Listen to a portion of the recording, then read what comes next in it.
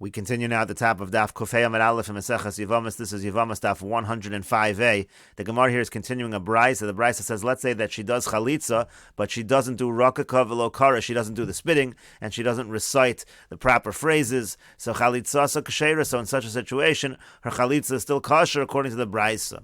Rakaka v'lo chalza v'lo kara. Now let's say she does the spitting, but she doesn't do the chalitza. She doesn't remove the shoe, and she doesn't do the kriya. So chalitza so psula. So in such a situation, her chalitza is going to be puzzle.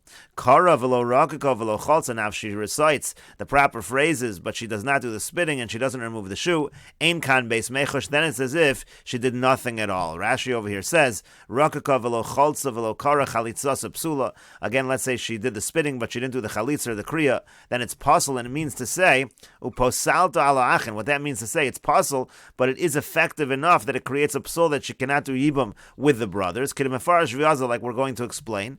And ein kan beis mechush, let's say she only does the kriya, so that's nothing at all. Va'afilu mi yibum lo pasla. It doesn't even passel her, it doesn't even disqualify her from yibum. And the purpose of bringing this brisa was to try to determine what is the position of Rabbi Akiva on this issue. And so the Gemara now says money. So who is the author of this brisa? So Ilaim or Rabbi Eliezer, if you're going to say the author of this brisa is Rabbi Eliezer, so chalza v'lo rakaka v'lo kara chalitzasa kshera. So here in this brisa it said that if she does the removal of the shoe, but she doesn't do the spitting, and she doesn't do the kriya, so then the chalitza is still kosher. V'amar Rabbi Eliezer, but didn't Rabbi Eliezer say before on the previous summit, kacha yeyas, it says you have to do this, and we understand from that, davar shehu ma'isa ma'akev, anything that is a ma'isa, anything that is an action is ma'akev. In other words, in a situation where you did the chalitza, but you didn't do the rakika, in a situation where you did the chalitza but not the spitting, so the spitting is also a ma'isa, so it should be ma'akev. So how could it say over here that it's chalitza so kashera? So this brisa cannot be Rabbi Eliezer. So elo pshita, rather isn't it obvious Rabbi Akiva that this brisa is Rabbi Akiva? The katani, but what does this brisa say? It says the opposite of what we said in Rabbi Akiva before, because here in this brisa it says rakaka v'lo chalza v'lo kara, that if she does the spitting but she doesn't do the chalitza, she doesn't remove the shoe, and she doesn't do the kriya, chalitza so psula, so then it's going to be puzzle. Now what does that mean? It's psula. Laman, what does that mean? For whom? Ilay Molialm. If you're saying that it means she's puzzled to marry other people, meaning it's not a fully good chalitza, so pshita, that's obvious. Mi have a chalitza deshtari lealm. Is anyone going to say that this is going to be a chalitza that's going to allow her to marry?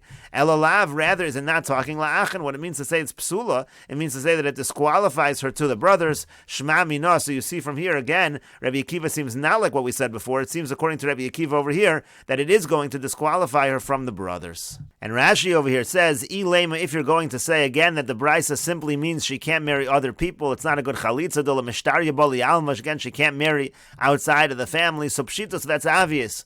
So elalav lashmin and difsala me'achin, rather is it not that it's coming to tell us that even in this kind of a situation where she only did the rakika, she is disqualified from yibam with the brothers, to kaimlan, as we've established, from Mesechet Gittin, kol makom sheshaninu chalitza psula, anytime it teaches that the chalitza is psula uposela salachin, that's exactly what it means. It means it's not a good chalitza, and also it disqualifies her from the brothers. And similarly, get puzzle, anytime we see the phrase get puzzle, it means puzzle that the get is no good, uposel min hakuna, but also the get is good enough, so to speak, to disqualify the woman from kahuna, to make her considered a grusha. And the Gemara continues, ul Rabbi Akiva, so now according to Rabbi Akiva, ma'ishna rikiko, ma'ishna kriya, what's the difference between, let's say she only does the spitting, or she only does the kriya, she only does the reciting of the various psukim. Rashi over here says, ma'ishna rikiko de pasla, what's the difference that by rikiko we're saying that it disqualifies her from the brothers? U'ma'ishna kriya de lo pasla, when it comes to, let's say she does the reading,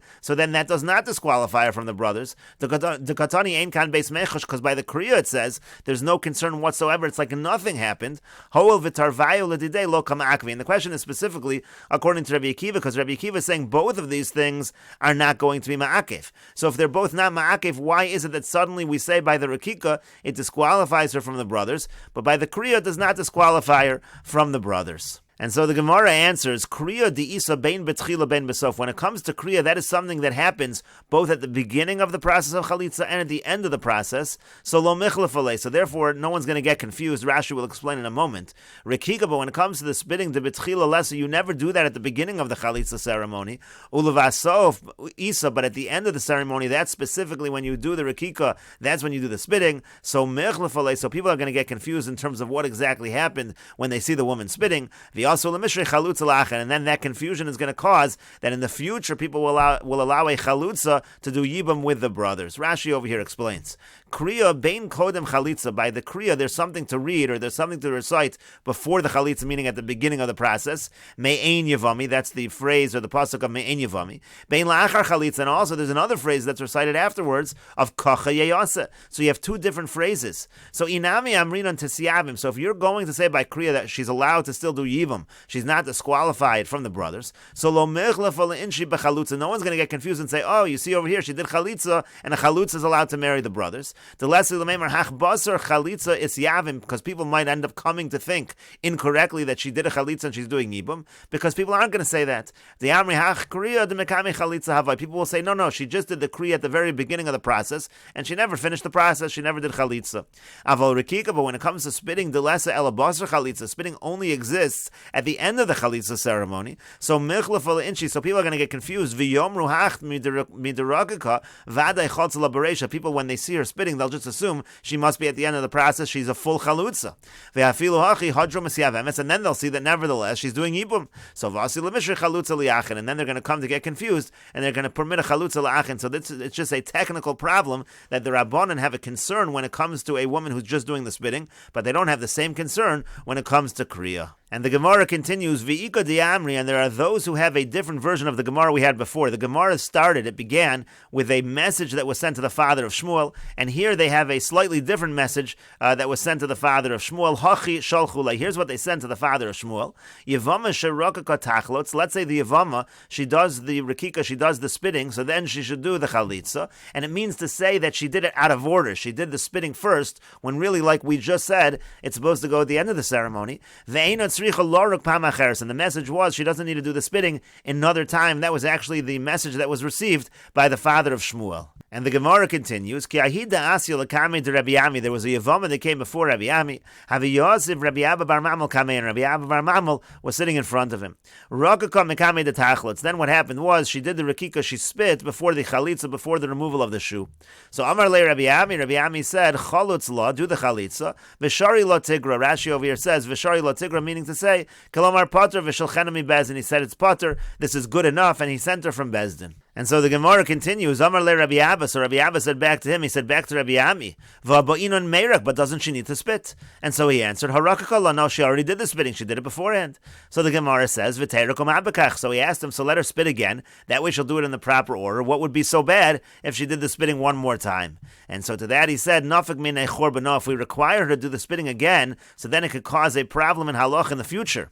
Because if we're going to say that she has to spit again, Amri, then people will think, Rikika kamaisa lesba mashasha. They'll think the first spitting has no substance, meaning it has no halachic significance. And then v'yasi lemishri chalutza lach, and then it's going to come out that people will allow a chalutza to do yibum with the brothers because they won't realize that in fact the first spitting does have significance, and it really makes her a chalutza and it disqualifies her from the brothers. And the Gemara continues, v'abayinam kesidron, but 1 second, don't we need it to be done in the proper order? Why are you allowed to go out of order and do the spitting first?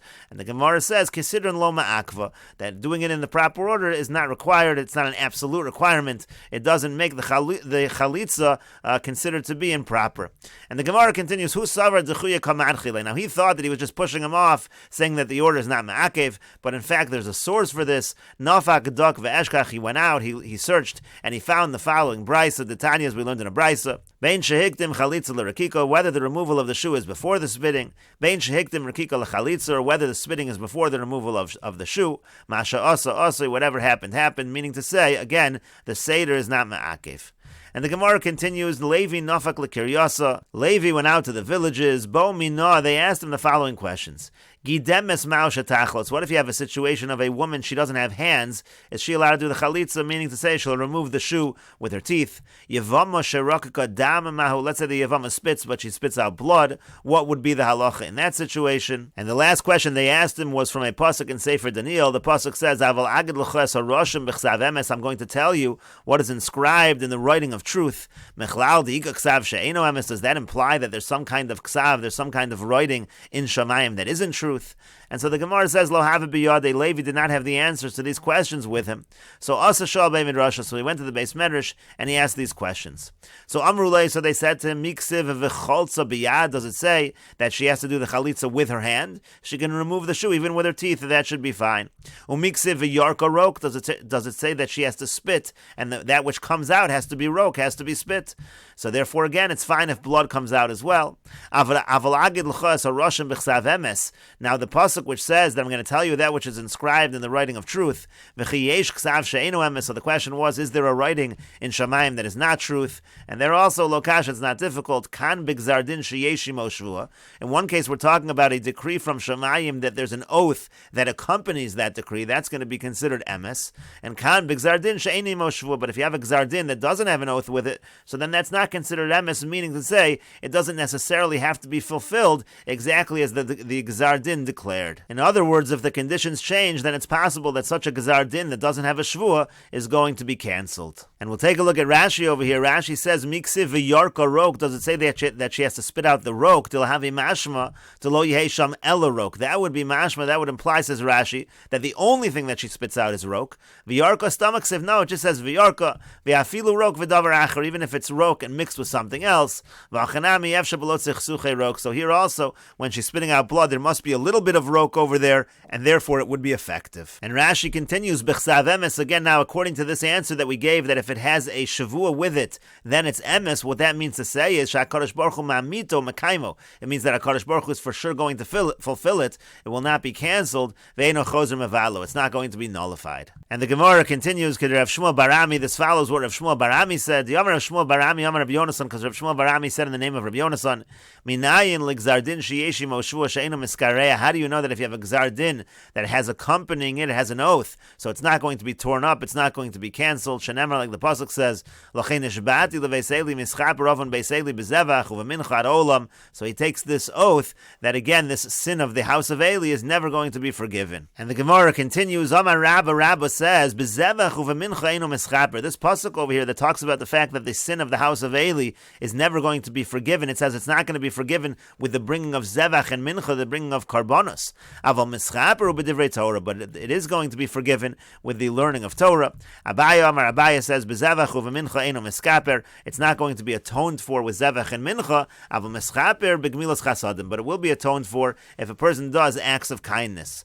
And the Gemara continues, Rabba v'Abaya midbeis Eli ka'asu. Rabba and Abaya, they actually came from the house of Eli. Rabba da'asak b'Torah, Rabba who learned the Torah, Chaya arboin shnin, he was able to live 40 years. Abaya da'asak b'Torah uvegmilas chasadim. Abaya who not only learned Torah, but he also performed acts of kindness, Chaya shisin shnin, he was able to live for 60 years. And the Gemara continues, Tanu Rabbanon, the rabbis taught, Mishpacha achas haisa b'Yerushalayim, there was one family in Yerushalayim, Shayu Mesim geben shmona esrei shana, that the men would die at 18 years old.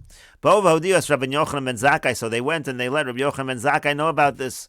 So Amar lahem, so he said to them, Shema mi mishpachas Eli atem, maybe you come from the family of Eli. Shenemar, like the pasuk says, V'chol marbis beischo yamusu anoshim, it says that all of the increase of your house, they're going to die when they reach the age of manhood, meaning to say when they're mature. And so therefore he advised them as follows, L'chu v'isku b'Torah, go and learn Torah, v'tichyu, and then you will live longer. So halchu v'asku b'Torah, that's what they did. They went and they learned Torah, v'chayu, and they lived. V'ayukorno son, mishpachas Yochanan al Shemo, and they used to call them the family of Yochanan, again, based on the name of Rabbi Yochanan ben Zakkai, because it was his advice that allowed them to live. And the Gemara continues, Amar Rav Shmuel bar Unya Amar Rav. Rav Shmuel bar Unya says in the name of Rav, Minayin l'gzardin shel tzibur. How do we know that if there's a decree on the community, she'eno nechtam, that it's never going to be sealed? The Gemara says, Eino nechtam, do you really think it's not going to be sealed? Vaksib, but the pasuk says, Kim techabsi b'neser v'tarbi loch boris nechtam avonech. On the contrary, nechtam avonech lefanei. The pasuk says, no matter how much you wash it with soap or whatnot, it's always going to be sealed. It's always going to be in front of me, your sin. So ela minayin shafilo nechtam eskareya. Rather, what he means to say is as follows. Even if the judgment was sealed, how do you know that it still can be torn up? Shenamar, that comes from the following pasuk. The pasuk says, Mika Hashem Elokeinu b'chol kareinu elav. It says that who is like Hashem, that whenever we call to him, Hashem is available. Gemara says, 1 second, Vaksib, but doesn't the pasuk also say, Dirshu Hashem b'himotzo? You can only search out Hashem when he is found. That sounds like Hashem is not always found. The first pasuk sounds like b'chol kareinu elav. Anytime we call out to HaKadosh Baruch Hu, he's there. The second pasuk sounds like b'himotzo, only when HaKadosh Baruch Hu is found. found only at certain times, HaKadosh Baruch Hu will answer. And so to that, the Gemara answers, lo kasha, it's not difficult, ha b'yachid, ha b'tzibur. It depends if you're talking about the tefillah of a yachid. In that situation, it's dirshu Hashem b'himot, so only when Hashem is found. But in a situation of the tzibur calling out to Hashem, then it's b'chol kareinu elav, then HaKadosh Baruch Hu is always available. And the Gemara continues, yachid emas, so when it comes to an individual, when is this b'himotzo? When is HaKadosh Baruch Hu available to a yachid? Amar Rav Nachman says, Amar Rabba bar Avua, in the name of Rabba bar Avua, Eilu asara yamim shebein Rosh Hashanah l'Yom HaKippurim. This refers to the 10 days between Rosh Hashanah and Yom Kippur, what we refer to as the Aseres Yimei Teshuvah. That's dirshu Hashem b'himotzo. And the Gemara continues, Shalchu leila avua de Shmuel, they sent the father of Shmuel the following message. This is relevant to one of the questions above. Yevamos sherakaka dam tachlutz. Let's say you have a Yevama who spits out blood. So in that situation, so that is, she should complete the chalitza. That's considered to be a good chalitza. Lefisha I efshar ledam below tzichtzuch rok, because it's impossible to spit. It's impossible that the blood won't contain at least some saliva. So in other words, since there's some saliva in that blood, therefore that is considered a good spitting in terms of chalitza. And the Gemara continues, Meisva, we have the following question. Yachol yehei dam hayotze mipiv u'mipio amatami. This is talking about a zav. And so the Brisa says, I might think that, let's say, blood comes out from the zav's mouth. Or let's say you have blood coming out, mipio ama, meaning from the private area of the zav. I might think that's tame. Talmud lomar zovo tame. So the pasuk says, no, that which flows out of him is tame. Ve'ein dam hayotze mipiv u'mipio ama tame elatar. But the blood that comes out from his mouth, or mipio ama, that's not going to be tame, that's going to be tahar. And the point over here is that if you're going to say that every blood is going to contain some traces of saliva, so the zav should just be tameh because of that, because we'll assume that the blood contains other elements that are discharges, and therefore he should be tameh. And so the Gemara says, lo kash, it's not difficult. Kan b'motzeh, it says kan b'shoses. It depends. In a situation, let's say a person is actively spitting out the blood, so in such a situation, so there's certainly going to be some saliva that comes out. But in the case of shoses, where it's just dripping out, let's say you have a wound or something like that, and blood is coming out, so there it's not necessarily going to have traces of saliva, and that's why by the zav, it's not going to be tameh. And the Gemara continues at the two dots, cheresh and nechlatz v'chulu. The Mishnah talked about a cheresh that does the chalitza, and we'll continue with this discussion in the next video on Daf 105a Amud Beis.